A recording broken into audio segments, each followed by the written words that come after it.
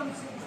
কাজেই গ্রামের মানুষ যে নানা ধরনের পেশার সাথে যুক্ত থাকে ফলে সে যে আচরণ করে যা সৃষ্টি করে যা সে ভূমিকা রাখে তার একত্রিত রীতি গ্রামীণ সংস্কৃতি। সে সব পেশাজীবী গ্রামে বাস করে তাদের মধ্যে উল্লেখযোগ্য হচ্ছে কৃষক, জেলে, তাঁতি, কামার, কুমার, মাঝি, কবিরাজ, ডাক্তার, ওঝা, শিক্ষক, ব্যবসায়ী, মসজিদের ইমাম,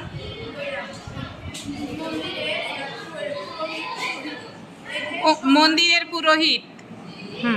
এদের সবার সংস্কৃতি গ্রামীণ সংস্কৃতি। বাংলাদেশের গ্রামীণ জীবন সংস্কৃতিতে মানুষ কিভাবে বিশ্লেষণ করতে পারে ও সামাজিক ও যৌক্তিক জীবন ভিত্তিক এবং উৎসব ও বিনোদন। ঠিক আছে, বসো তুমি। এরপরে কণা পড়ো।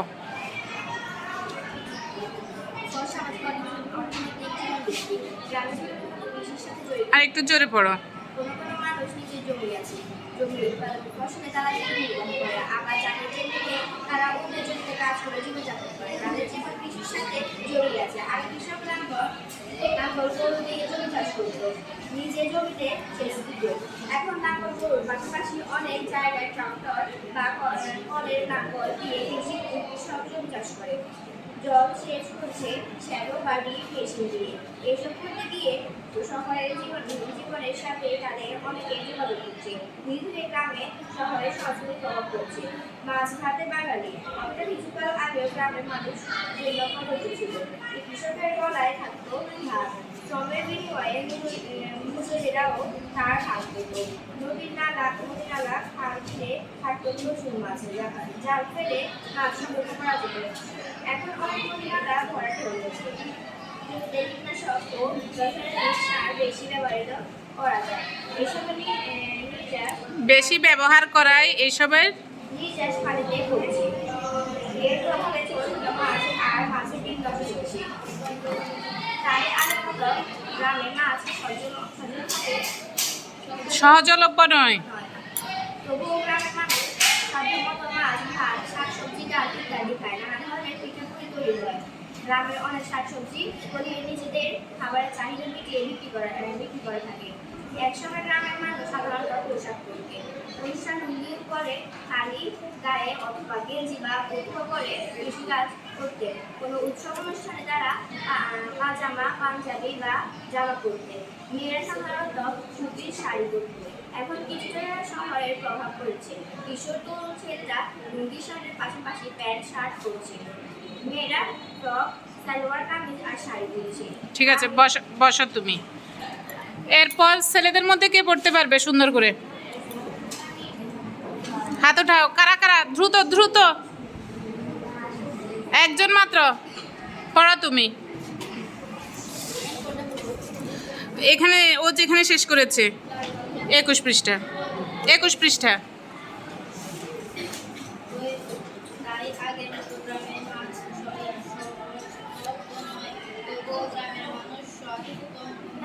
কোথায় কোথায় পড়তেছো?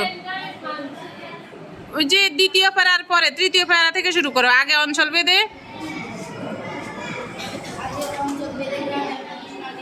হ্যাঁ, কথা বলবে না। বসবাস করতো।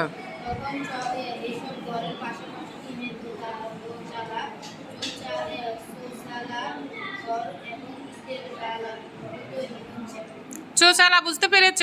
দোচালাটা চোচালা। টিনের ঘরে 2 চাল বিশিষ্ট যে ঘর সেটা হচ্ছে দোচালা। আর 4 চাল, চালটা কি উপরের যে ছাউনিটা সেটা। চোচালা মানে 4 চাল, চাল হবে 4টা। গ্রামের মানুষ একসময় পায়ে হেঁটে হেঁটে চলাফেরা করত। কোনো কোনো অঞ্চলে গরুর গাড়ি ব্যবহার ছিল। বর্ষায় যাতায়াতের ভবন ছিল নৌকা। এখন রাস্তাঘাটে উন্নতি হওয়ার রিক্সা ও মোটর গাড়িতে চলাচলের এদের বই কোথায়? তোমার পাশে তোমাদের বই কোথায়? তোমরা মাথায় এভাবে কি ব্যাপার? বৈঠা বাওয়া নৌকার বদলে এখন বৈঠা। বুঝতে পেরেছো? বৈঠা না, বৈঠা মানে কি? নৌকা চালানোর যে বৈঠা একটা ইয়ের মতো থাকে যে, কাঠির মতো থাকে যে, সেটা হচ্ছে বৈঠা, অর্থাৎ নৌকাকে সামনের দিকে এগিয়ে নেওয়ার জন্য। দেখো না এই বৈঠা, ওই যে দেখো, এই যে নিচে নৌকা বাইস হচ্ছে, এখানে সবার হাতে কিন্তু আছে বড় বড় ইয়েগুলো আছে, বৈঠাগুলো আছে কিন্তু। অনেক ক্ষেত্রে ইঞ্জিন চালিত নৌকা ব্যবহার করা হচ্ছে। বাংলাদেশের জনসংখ্যা বেশিরভাগ মুসলমান। এরপরে হিন্দু ধর্মের মানুষের অবস্থান সংখ্যায় কম হলেও এদেশে বৌদ্ধ এবং খ্রিস্টান সম্প্রদায়ের মানুষ রয়েছে।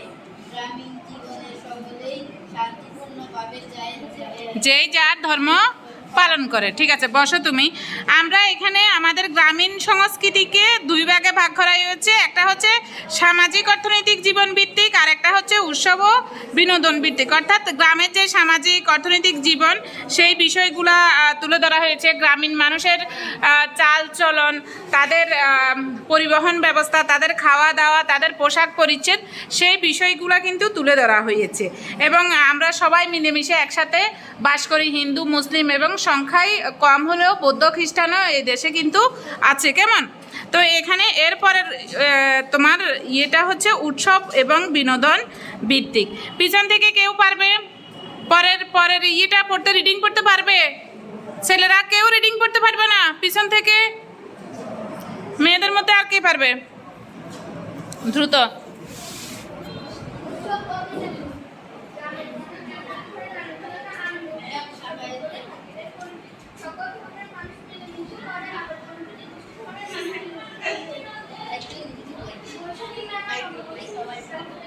বৈশাখী মেলা তো বুঝতে পেরেছ? নবান্ন উৎসব। নবান্ন উৎসব মানে কি? হেমন্তে নবান্ন উৎসব হয়। নতুন ধান কাটার পর যেই উৎসব, সেটা হচ্ছে কি নবান্ন উৎসব। হালখাতা বুঝতে পেরেছ? কেন? ব্যবসায়ীরা তোমার পুরনো খাতার হিসাব বন্ধ করে নতুন খাতা খুলে, অর্থাৎ যাদের কাছে ক্রেতাদের কাছে টাকা পাবে তারা আগের টাকাগুলো দিয়ে যাবে, এবং ব্যবসায়ীরা নতুন খাতা খুলে তাদের ক্রেতাদেরকে মিষ্টি খাওয়ায়, বিভিন্ন ধরনের খাবার দাবার খাওয়ানো হয়। সেটাকে যে অনুষ্ঠান করা হয় নতুন খাতা খোলার মাধ্যমে, সেটাই হচ্ছে হালখাতা।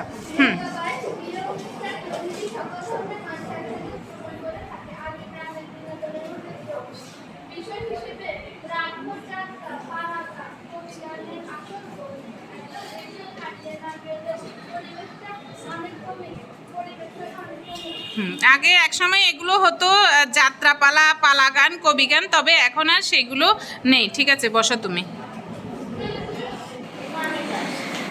মুসলমানদের প্রধান ধর্মীয় উৎসব হচ্ছে ঈদ উল ফিতর ও ঈদ উল আজহা।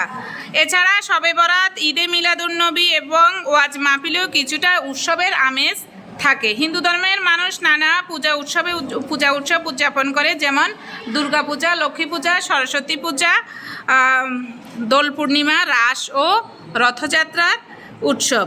পূজা ছাড়াও আরও অনেক ধর্মীয় আচার অনুষ্ঠান থাকে হিন্দু সমাজে। বৌদ্ধ ধর্মের মানুষ বৌদ্ধ পূর্ণিমা সহ ধর্মীয় উৎসব পালন করে। খ্রিস্টান সম্প্রদায়ও ক্রিসমাস ডে বা বড়দিন সহ আরও অনেক ধর্মীয় উৎসব পালন করে থাকে। অর্থাৎ আমাদের এখানে যারাই বাস করে এই অঞ্চলে, সেখানে হিন্দু মুসলিম, বৌদ্ধ, খ্রিস্টান সবাই যার কি ধর্মীয় উৎসবগুলো পালন করে থাকে।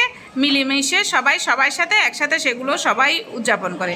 তাহলে আমরা বাংলাদেশের গ্রামীণ সংস্কৃতিকে দুই ভাগে ভাগ করেছি। একটা পড়েছি আমরা সামাজিক অর্থনৈতিক জীবনভিত্তিক, আর একটা হচ্ছে উৎসব ও বিনোদন ভিত্তিক।